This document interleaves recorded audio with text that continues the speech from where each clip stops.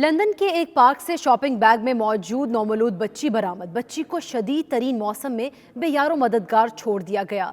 Police ने बच्ची की मां की सेहत से मुतालिक फिक्रमंदी का इजहार करते हुए उनसे सामने आने की अपील की है। अस्पताल के अमले के एक रुकन का कहना है कि ये बच्ची मशरक़ी लंदन के इलाके न्यूहाम के एक पार्क के सैर करने वाले मुकामी शख्स को मिली थी। At 10 o'clock in the evening, she was walking the dog and she heard a noise coming out from the bag. She rang me up because she was too scared to approach the bag.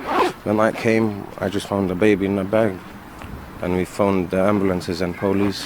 Have a message for to the mom? No, we don't. There's no words for it.